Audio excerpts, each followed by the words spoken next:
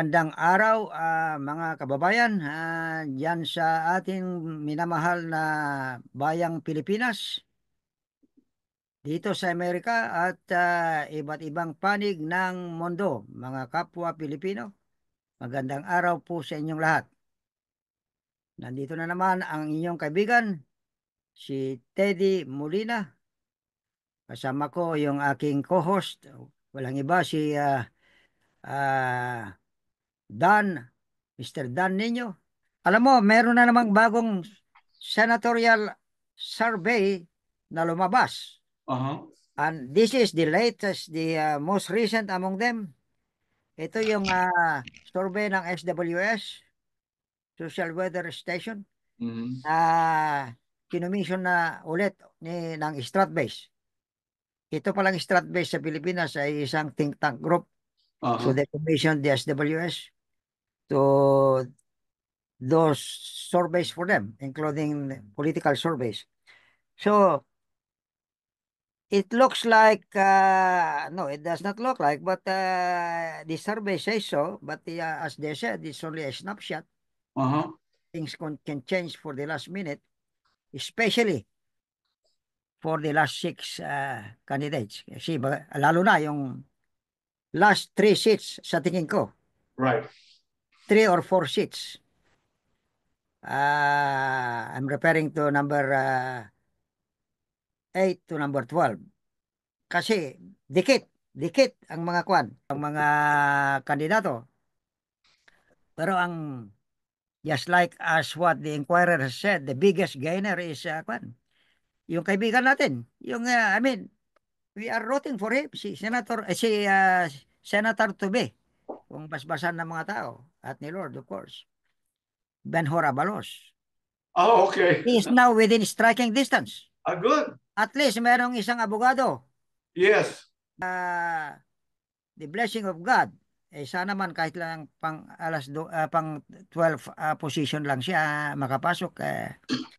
So, without very much banggitin ko dito ngayon ang latest survey from all the survey firms ito.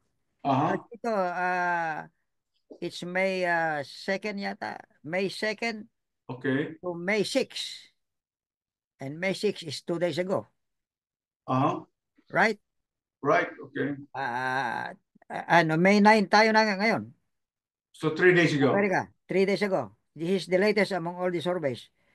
Kaya maraming pagbabago na nangyari since the last survey na Uh-huh. binanggit natin dito during our previous vlog. So, allow me, mga kababayan, na banggitin dito ngayon yung resulta ng latest survey Mm-hmm. ng SWS. Number 1, ngayon, nag-overtake na si Erwin Tolfo. Inungusan na niya si Bongo. The previous survey na pinag-usapan natin before in our last vlog before this ay si Bongo in-overtaken na niya si Erwin Tolfo, but Tolfo is back in the lead at 45%. He is now solo number 1. Okay. And Bongo is now number 2 at 43% or 2% difference. Okay. Alam mo, during election day, mas malaki magiging lamang ni Erwin Tolpo because his advantage is that he's backed by the administration. Okay. He's in the administration team. Okay. I mean, he's backed by the administration machinery. Okay. Now, number 3 is Tito Soto. Consistent si Tito Soto Okay. 37%. Number 4, Lito Lapid. 34%. Itong si Lito Lapid, hindi ko alam kung saan nanggagaling yung kanyang galing Anak ng pating. Galing or supporters? Number 4. Okay. Tapos number 5, si Ben Tolpo. At, no, tie sila. 4 and 5. Lito Lapid and Ben Tolpo. And then, si Ping Lacson 32%. Mhm. And then Abi Binay, 31%. Tayo sila ni Bato de la Rosa, 31%. And then si Villar sumunod, 30%. Tayo sila ni Cayetano, Pia Cayetano. Tayo sila Mhm. sa 30%. And then, yung kaibigan mong, no, hindi mo kaibigan pala, sorry. Si Bong Revilla, tayo sila sa number 11 and number 12 at 29%. Hulaan mo kung sino katay niya. Baka yung kaibigan mo si Willie Rebillame. Or Wala Philip. na si Revilla May, thanks Wala God. na. Wala. Hindi si Philip. Revilla May. Si Another Philip. hula. Si Aimee. Ay, may Marcos! Oh, kaibigan mo si number Si, 12. si Bong Revilla kalaban niya for, yeah, Bong Revilla ang kalaban niya. Pero, Jaime Marcos. So, Bong Revilla, pero, tapos sumunod si Jaime Marcos. Jaime Marcos at 11 and 12 sila na position, rank. Na, both of them tied at 11 to 12 position at 29%. Now, ito naman, so ilan na yan? 12 na yan? 1, 2, 3, 4, 5, 6, 7, 8, 9, 10, 11, 12. Dito naman, sa below the number 12 position. Ito, si Manny Pacquiao. At ang rank niya ay 13 to 15 at 24%. Meron siyang katay, pare. Yan, sino? walaan mo na. Ulit. Dalawa ang katay niya sa 13 to 15 position. I hope si Bam Aquino or Kiko Pangilinan. Wala. Wala sila. Hindi pa sila. Susunod sila. Okay. Another guess. Willie Willie Willie Revillame Rebillame? at si Benhur Abalos. Benhar. Okay. It's a big jump for Benhur, pare. I think it Oo. was number 17 or 19 even before this survey. So siya ang biggest gainer daw, sabi ng inquirer, which I agree. So, pangilan si Benhar Abalos? 13 to 15. Okay. I hope he can. Tatlo silang tied doon. Si Pacquiao, Revillame, and Ben Horabalos. Ang susunod ngayon doon ay si Bam Aquino, number 16 at 23%. Mhm. At si Kiko Pangilinan, number 17. At 21% si Kiko Mhm. Pangilinan. Marcoleta, sumunod kay Kiko Pangilinan. 17%. Malayo na si Marcoleta. But, well, I hope ah, na he is backed by the Iglesia ni Cristo, di ba? Oh, yeah. Baka aakyat ito, pare.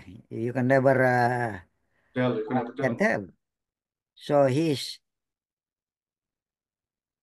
got 21%, right? Oh, Uh-huh. Marcoleta. Susunod si Philip Salvador. 1, 2, 3. Okay, pare. Tingnan natin. At 16%. Pang 19 to 20 position siya. Kasama niya dyan si Busita Kernel. And then itong nasasayangan din ako na kagaya mo, si isang abogado Francis Tolentino. Oh, malayo si Senator Tolentino? Tinalo pa ni Kwan yung walang pangalan masyado, si Busita Kernel Oh, Hindi my ko goodness. maintindihan. Oh, my goodness. 15%. Ba- Pang number 21 siya Baka kulang pero meron naman siyang machinery.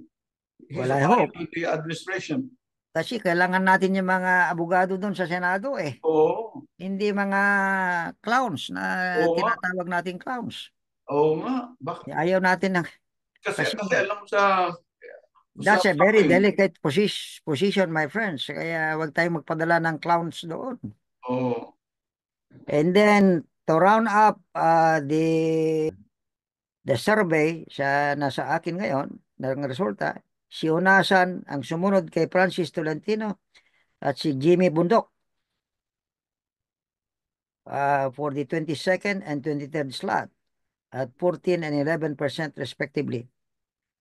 Wag na natin basahin yung iba kasi wala nang tsansa ang mga ito. Yung mga mostly mga PDP laban candidates. Now, anong take mo pare? Ikaw muna, mag-comment ka muna. Okay. Alam pa, nakikita ko sa social media, Ted, ay maraming ayaw sa mga political dynasty families na tumatakbo. Kasi halimbawa, ang mga Villar, andyan na si Cynthia Villar, andyan na si Mark Villar, bakit andyan na naman si anak nila? Ano, nakalimutan ko ng pangalan ng anak Camille, Camille. Camille? Hindi, dahil sa they're the richest family in the Philippines, hindi ba kayo nakukonsensya sa gusto yung to monopolize gusto yung monopolize ang levers of government? Okay. At saka yung mga toll force, hindi hindi pa kayo nagsasawa na one toll is enough. Okay? Sa mga ko naman, sa mga iba't ibang wala. Lito Lapid, alam niyo wala akong narinig na authored na bill at saka pag tuwing nakikita ko siya, nakupo lang na is the chairman of the silence committee or is the chairman of the One of the chairman. one of the chairman of Marami silang chairman ng si silent committee oh yeah. So o hindi ko silent rin, committee. oh. Tapos andyan pa si Bato rin. Hindi ko alam kung ano nakikita nila kay Bato de la Rosa o si Bongo. Si Bongo naman butit wala na nga si Duterte dyan dahil nung araw hindi ko alam kung anong trabaho ni Bongo Ted. Kung siya ay senador o siya ang aide de camp ni Duterte. Remember that? Na Yeah, tuwing I know. pictorial, andyan dyan sa likod, nandiyan sa katabi ni former President Duterte. So, hindi ko alam kung ang trabaho niya ay de camp ng Malacanang or senador. Okay, so Oo nga. iba pa tatlong tolfo na nandiyan. So, tapos tatakbo naman si Pia Cayetano, andiyan ang kayong kapatid niya. So, so kaya ang sabi ng mga sa social media, Ted, ang tawag sa mga blinded voters, sabi nila, bobo moto ba kayo sa mga ito? Bobo moto. Bobo Yeah.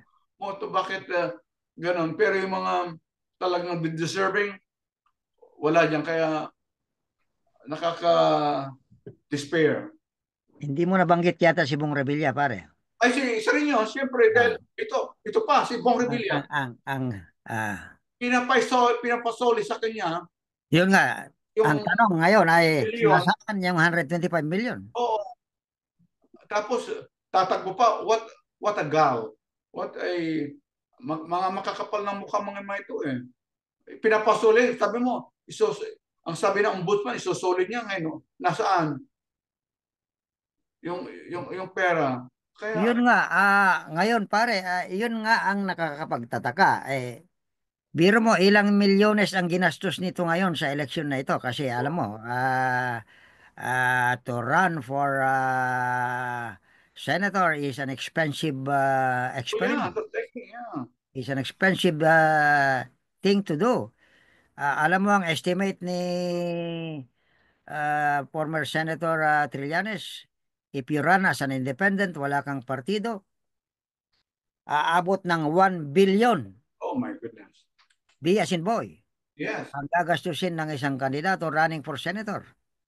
Well, sabihin mo, kung administration na candidate ka like Bong Revilla, sabihin mo kalahati niyan. Ang gagastusin mo, 500 million. Oh, Bakit hindi niya maisauli yung 125 million? Meron siyang pera pang gastos sa kampanya. So mga kababayan, mag-isip-isip kayo. Bagamat siya ay pinawalang sala ng ating Sandigan Bayan sa isang kontrobersyal na desisyon, pero doon sa desisyon naman na yan ng Sandigan Bayan, doon sa pork barrel scam na hinarap niyang kaso, ay nakalagay doon na isauli niya ang 125 million pesos na yan ang at issue doon sa pork barrel scam sa kaso tungkol sa pork barrel na hinarap niya sa Sandigan Bayan. So where is the 125 million? Samantalang may pera kang panggastos sa kampanya, bakit di mo sinuli muna yung 125 million pesos? Kaya, mga kababayan, pera natin lahat yon, yung 125 million. Hanggang ngayon, hinahanap pa ng maraming tao yung 125 million na yan. Alam mo, the decision was issued 5 years ago. No, 6 years ago, if I'm not mistaken. 2019, pinapasauli na sa kanya yung 125 million. Hanggang ngayon, as far as I know, hindi ba niya naisauli, Dan? Yung interest na lang yan ang itisipin mo. Kaya magkano na kaya ang interest niyan sa 6 na taon na yan? Running na hindi pa niya sinusuli. Di ba? correct. But the issue here at hand is, yung perang yun na hindi niya pera. Pera ng taong bayan. And so, mga kababayan, meron pang 2 araw na mag-isip-isip kayo. Kung gusto nyo pang ibalik sa Senado yung si Bong Revilla ay sana wag na naman kasi may utang siya sa atin. Hindi pa niya pinabayaran. At hindi lang yon. Paano napasakamay yung 125 million sa kanya na pera natin na hanggang ngayon hindi pa niya sinasuli. So, nanggaling sa pork barrel niya yan at yan ang kaso na hinarap niya sa as I said, the decision was you have to return the money. And yet, wala akong balita na sinuli niya. So, dapat bang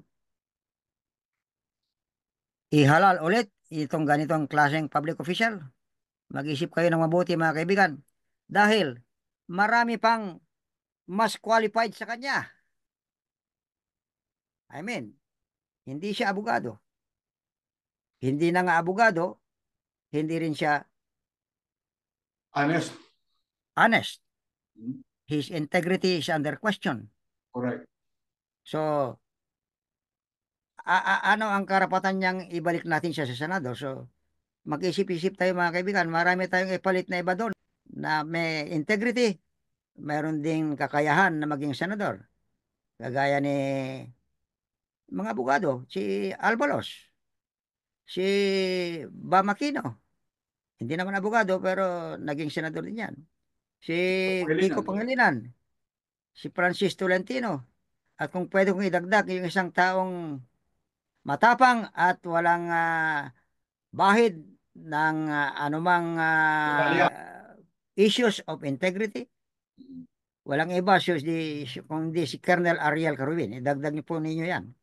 Kasi matapang na tao yan, dinepensa tayo. Lalo na sa mga tao doon sa Mindanao where he served the best years of his life and for which he was awarded the Medal of Valor Award, ang highest award sa military. O kunti lang nakakakuha yan. Kaya ipalit nyo na lang yung mga ibang hindi karapat-dapat na pupunta sa Senado, yung mga nabanggit kong pangalan, mga kabayan, kasama si Ariel Carubin. Alright, Dan?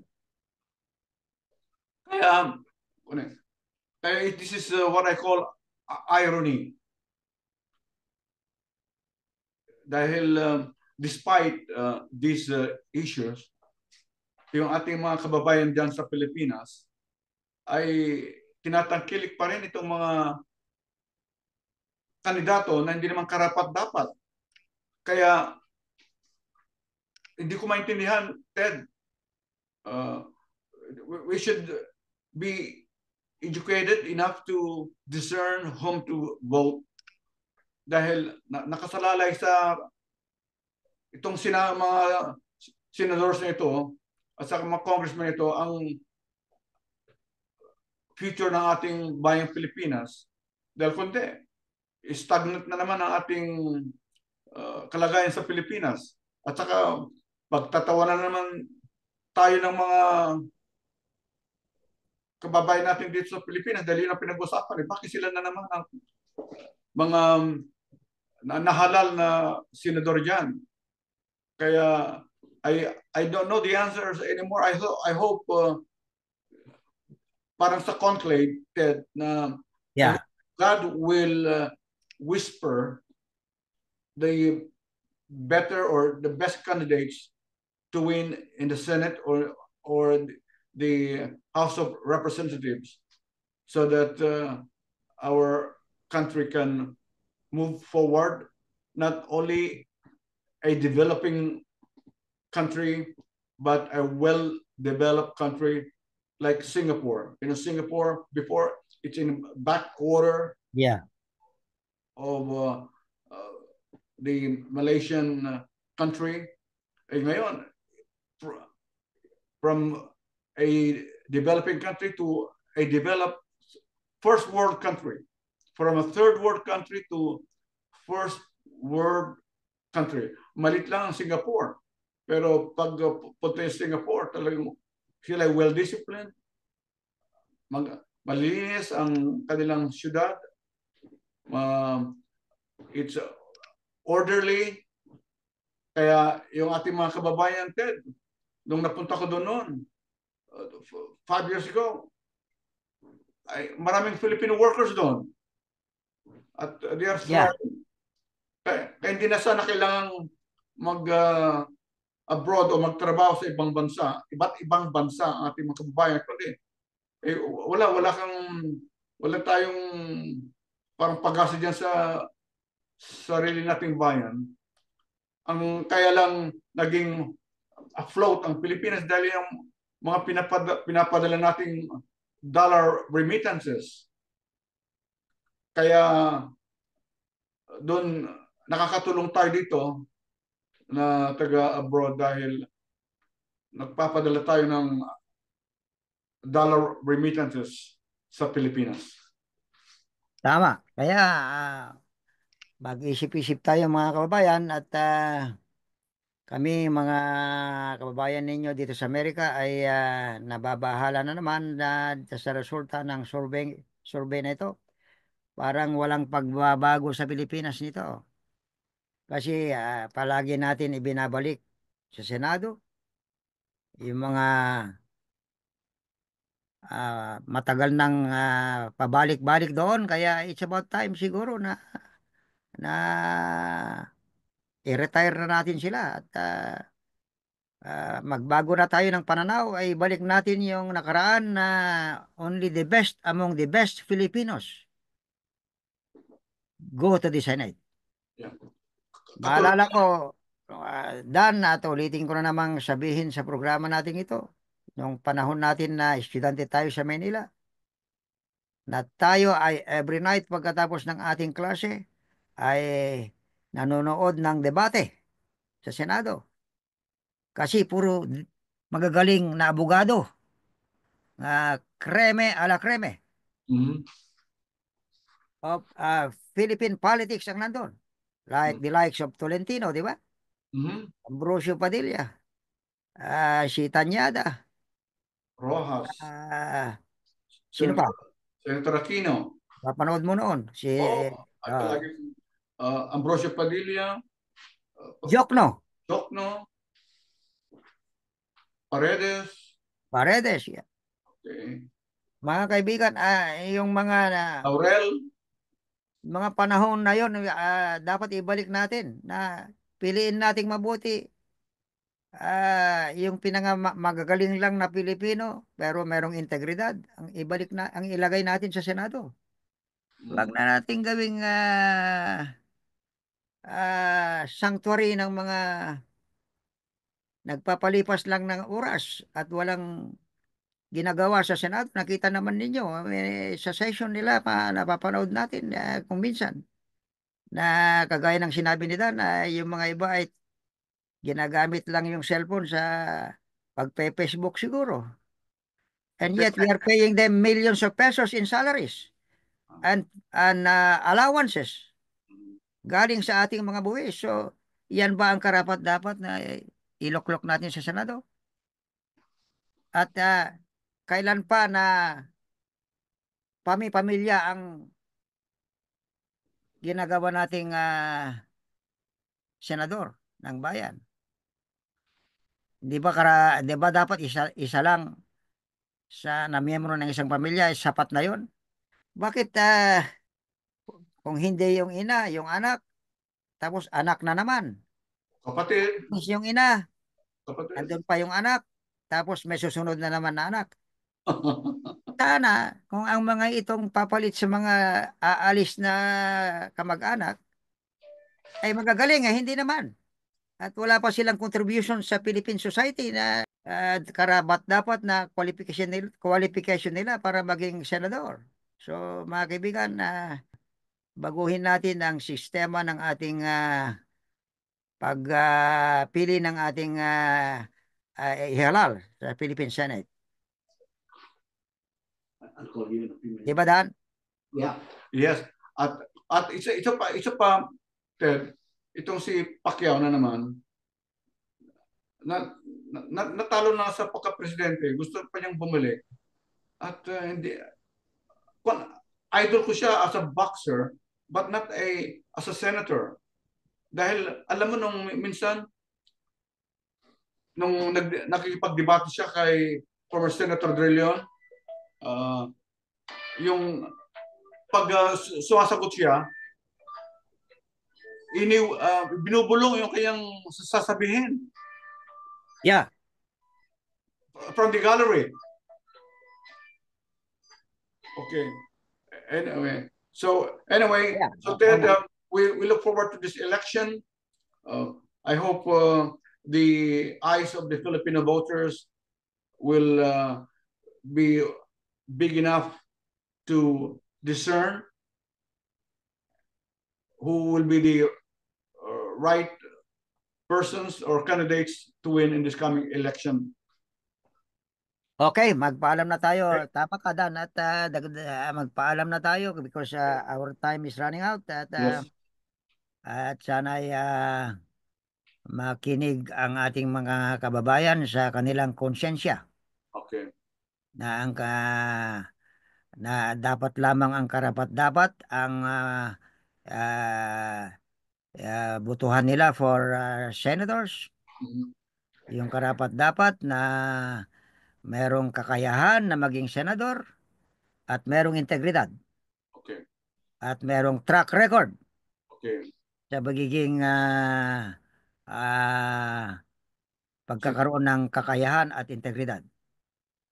So, magpapaalam na kami mga kaibigan at we hope and pray to God Almighty na sana ay He will bless you to exercise your right of suffrage uh, properly and for the best interest of our nation, especially yung mga uh, uh, next generations, mga anak natin na susunod sa atin.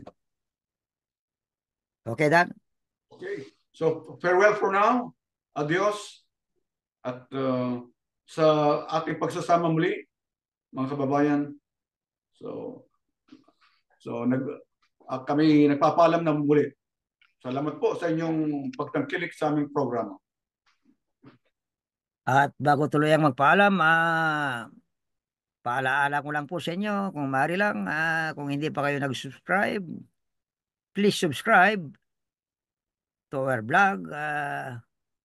at our Buhay Pinoy sa Amerika dito sa ating Orodayo TV channel at paki-like na rin po at paki-share. Maraming maraming salamat po. Bye-bye. See you in our next video session.